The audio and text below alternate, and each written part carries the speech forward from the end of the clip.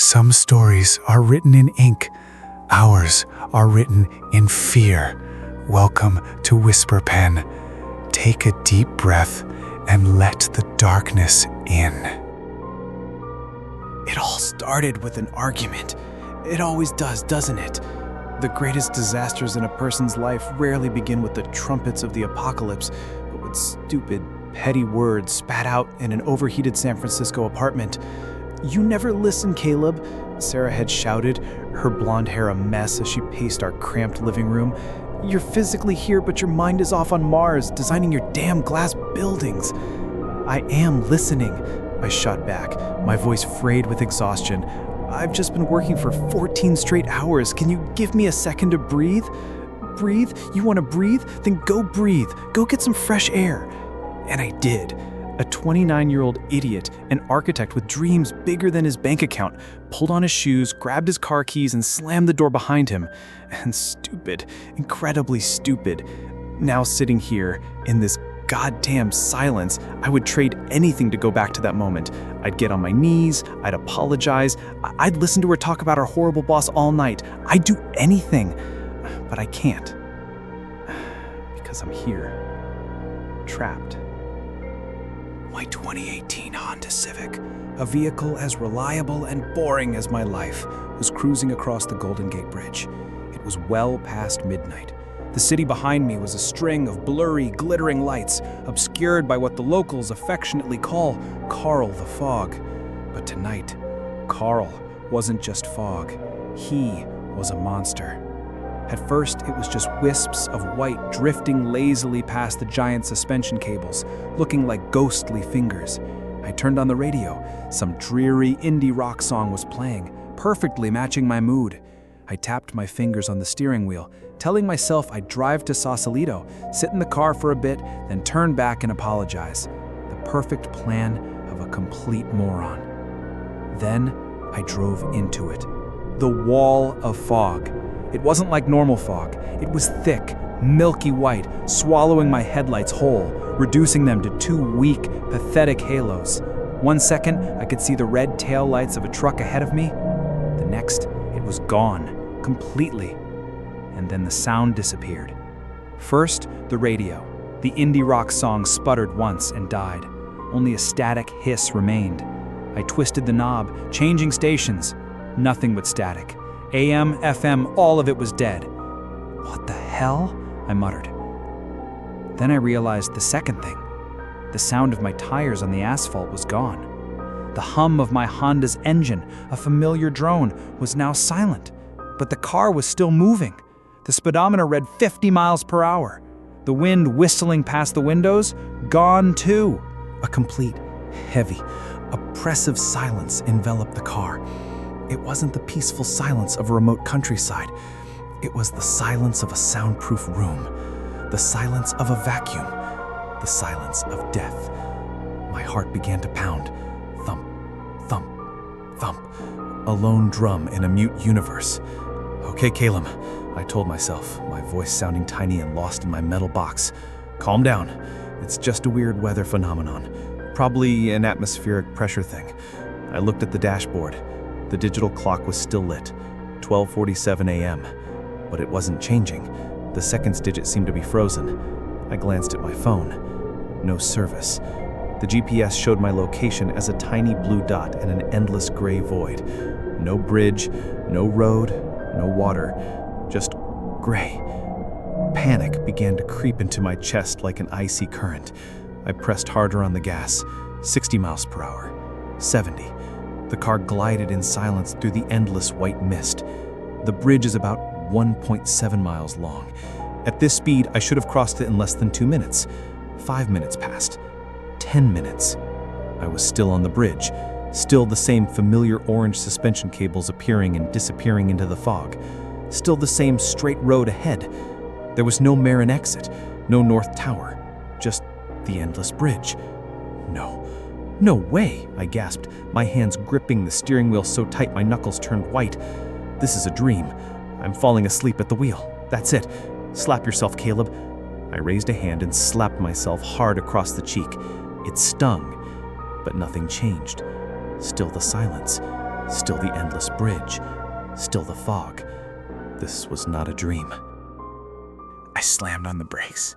The car came to a smooth, soundless stop. I turned off the engine. No difference in sound. I opened the car door. The air outside was cold and static, not a breath of wind. The smell was wrong, too. It didn't have the salty tang of the San Francisco Bay. It smelled like old metal, of ozone after a lightning strike, and something else. The smell of emptiness. I stepped out of the car. My legs were trembling. I was standing in the middle of one of the most famous architectural structures in the world, and I was utterly, completely alone. No traffic, no pedestrians, no seabirds. The color of the bridge was wrong. It wasn't the vibrant international orange I knew. In the strange, diffused light of the fog, it looked like rust color, the color of dried blood. It looked old, tired, and malevolent. I screamed, "Is anyone there?" My voice didn't travel. It simply died the moment it left my mouth. No echo. It was as if the air was too thick for sound to move. That feeling was more terrifying than the silence.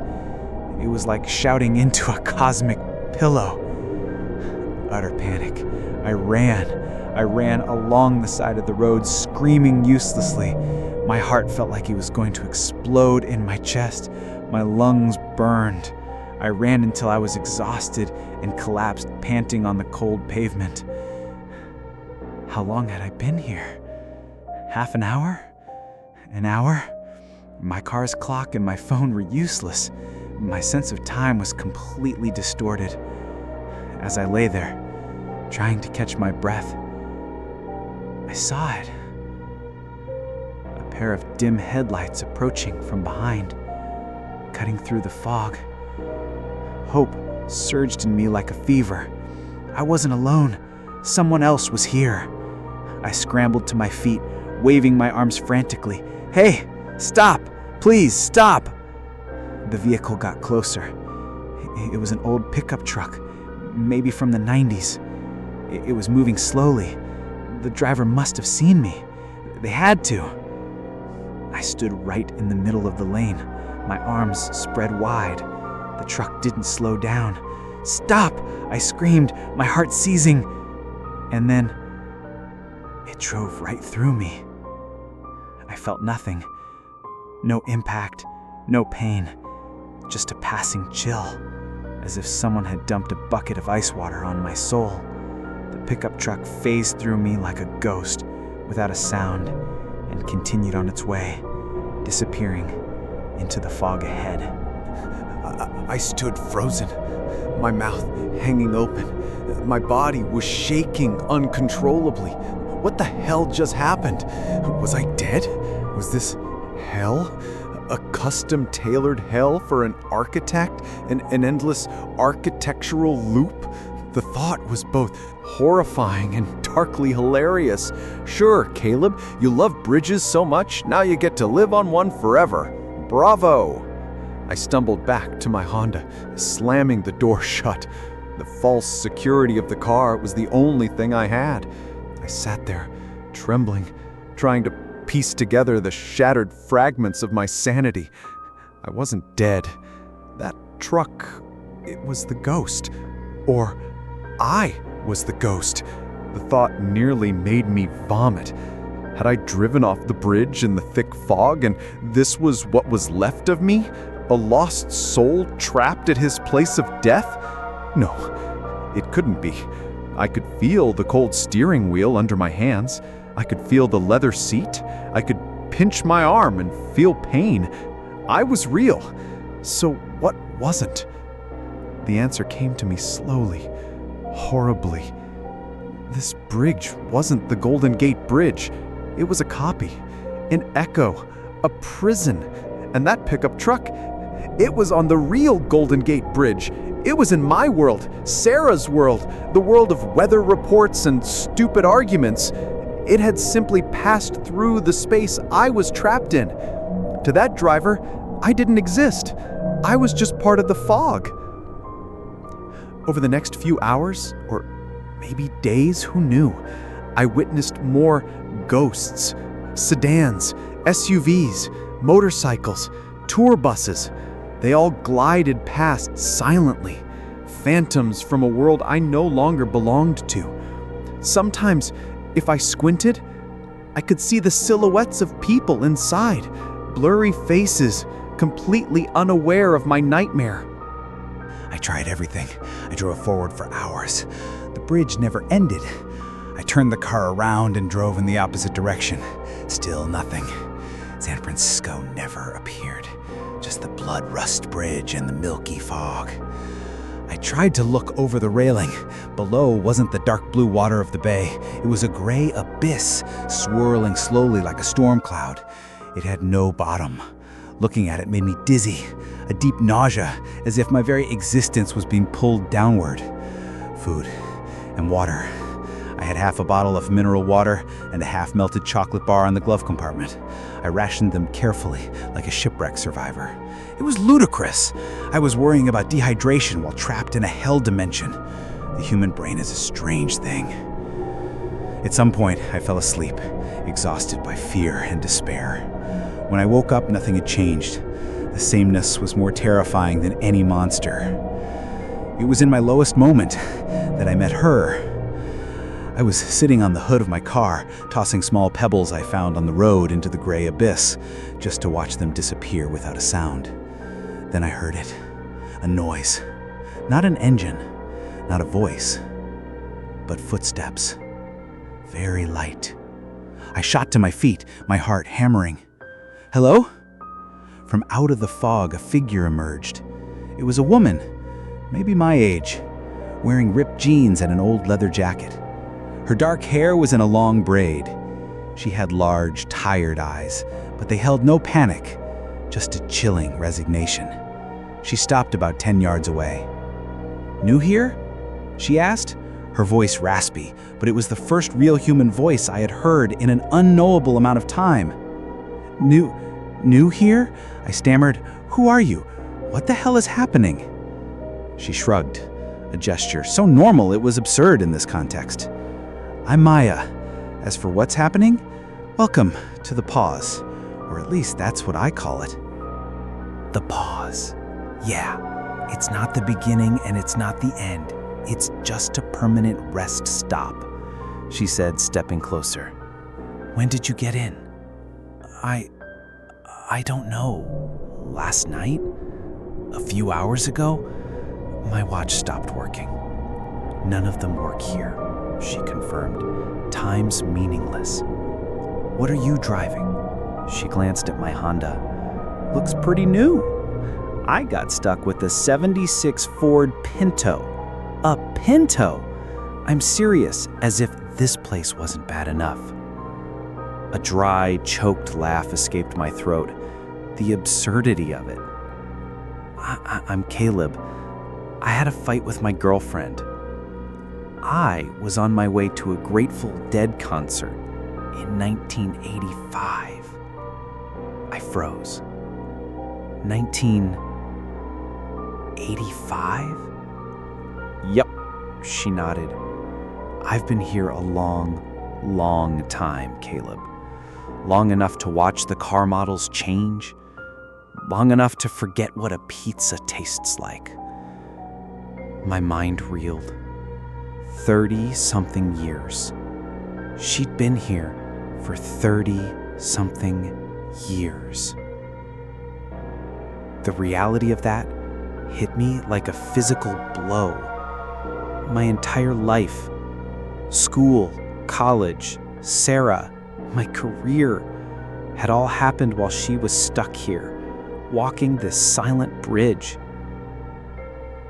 But how? I asked, my voice trembling. The bridge? She said, gesturing to the structure around us. It's not just steel and concrete. It's something else. It has a frequency, a tune. Can you feel it? That low hum under your feet?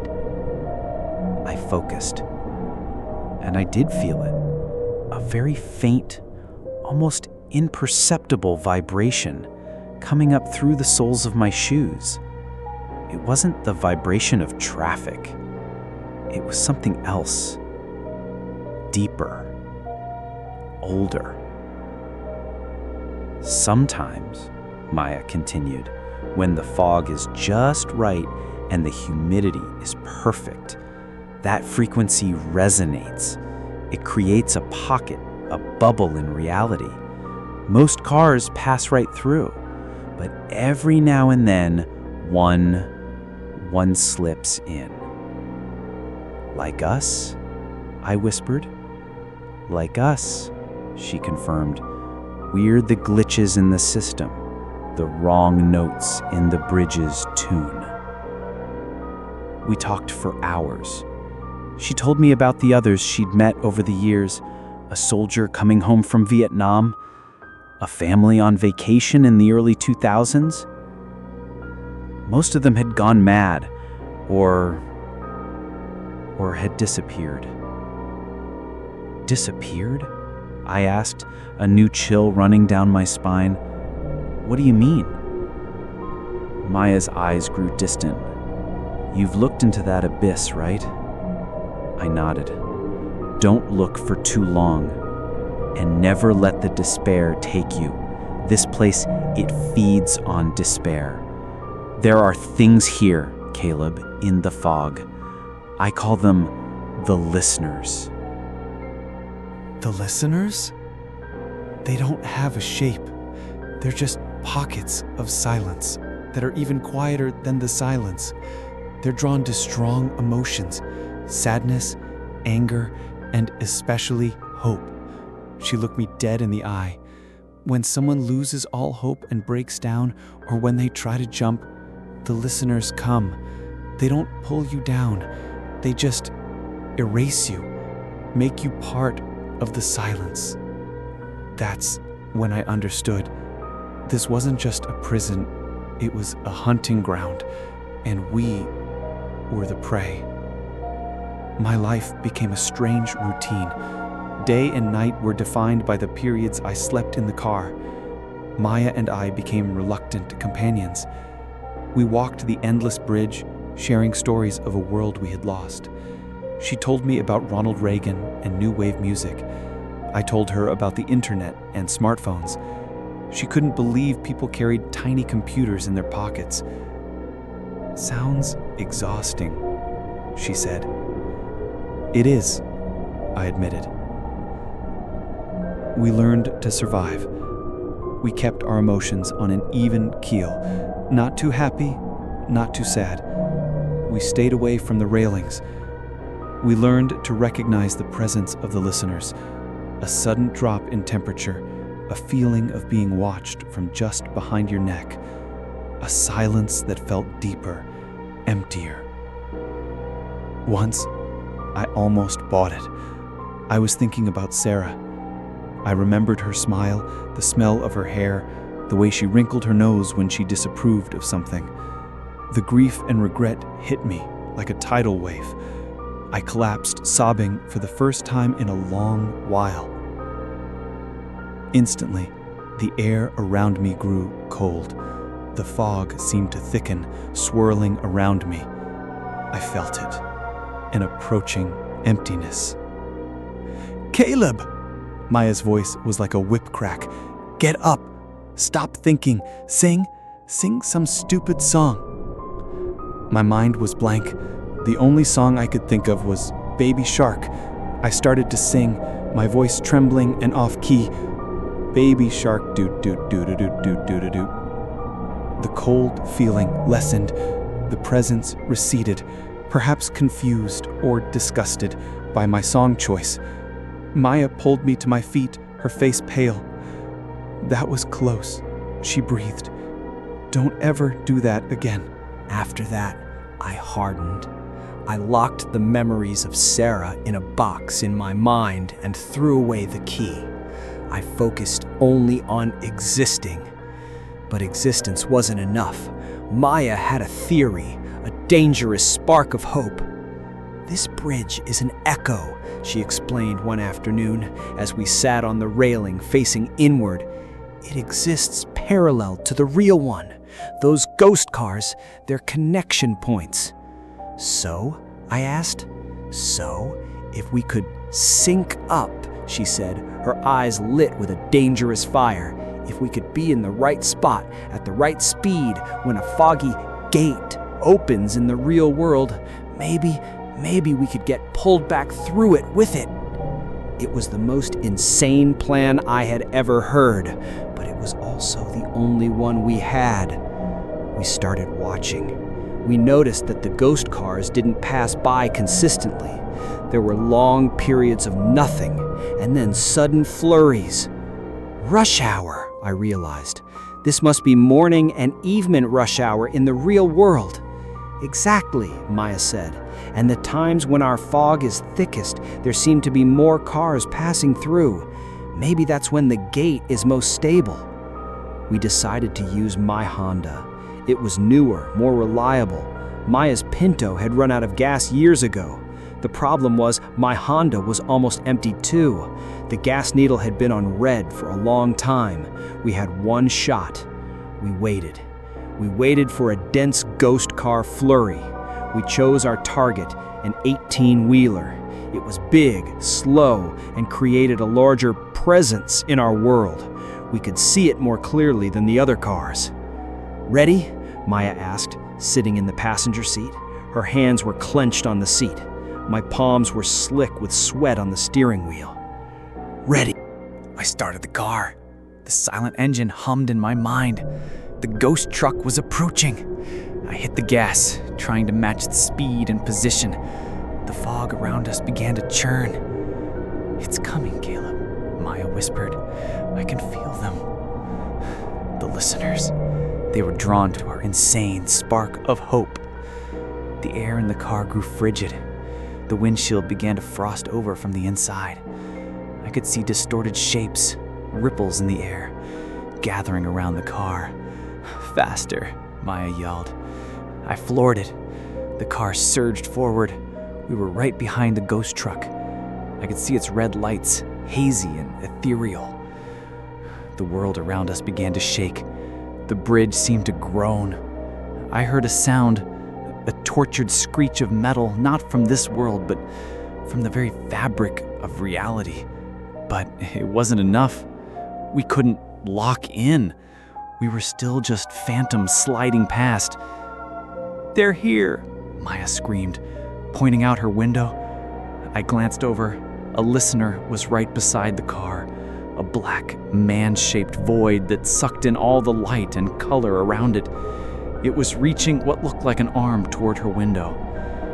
In that moment, Maya made a decision. She turned to me, her eyes filled with both fear and resolve. "Caleb," she said, her voice terrifyingly calm, "tell them I saw the band." "Maya, no!" But it was too late. She opened the car door and threw herself out. "Maya!" She stood in the middle of the road, facing the oncoming listeners. She spread her arms wide and screamed with all her might, unleashing all the fear, hope, and despair she had bottled up for 3 decades. "Come on, you bastards!" They swarmed her, a vortex of silence and nothingness. For a second, I saw her enveloped in darkness. Then she was gone. Completely. As if she had never existed. Sacrifice had bought me a chance. The listeners were distracted. The ghost truck was right in front of me. With a desperate roar, I slammed my Honda into its rear. An explosion of sensation. Sound. The blare of a real truck horn. The screech of tires on pavement. The howl of the wind. My own radio suddenly blasting at full volume. Light. Blinding headlights from behind. Yellow streetlights. The lights of the city. Smell. The smell of exhaust fumes, of salt water, of rain. I had hit the back of a real truck. My Honda spun out on the road, metal screaming against the guardrail. The airbag deployed, hitting me in the face with a tremendous force. Everything went black. I woke up to the sound of ambulance sirens. Someone was shaking my shoulder. "Hey, buddy, can you hear me?" I opened my eyes. A paramedic was looking down at me. Behind him, I could see flashing red and blue lights, police cars. I was at the Marin exit. I was off the bridge. "My girlfriend, Sarah," I rasped through a raw throat. "We've already called your emergency contact. She's on her way." I started to cry. Hot, real tears. They said I was lucky. A freak accident. I'd hit a truck in the dense fog. I had a mild concussion and some bruises. My Honda was totaled. When the police asked me what happened, I just said I couldn't remember. How could I possibly explain? Sarah arrived, her face streaked with tears. She held me and wouldn't stop apologizing. So did I. Our argument seemed so small, so meaningless. My life went back to normal. Almost. I went back to my job, to my apartment, to Sarah.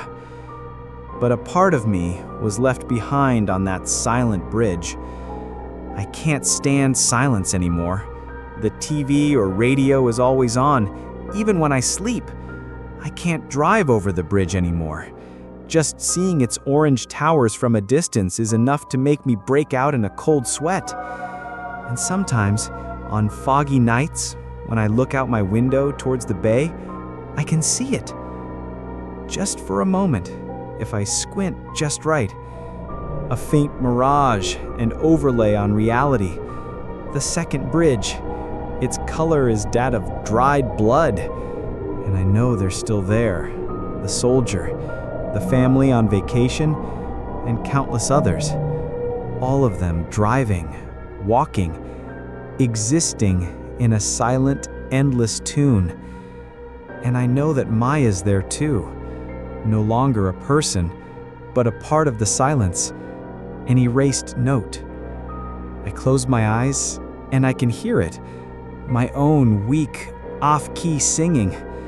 Baby shark doo-doo-doo-doo, baby shark doo-doo-doo-doo. It's the song that saved my life, and it's the song that will haunt me forever. The final word has been written for tonight, but the whisper pen is never truly silent. Subscribe and return for the next chapter. Good night.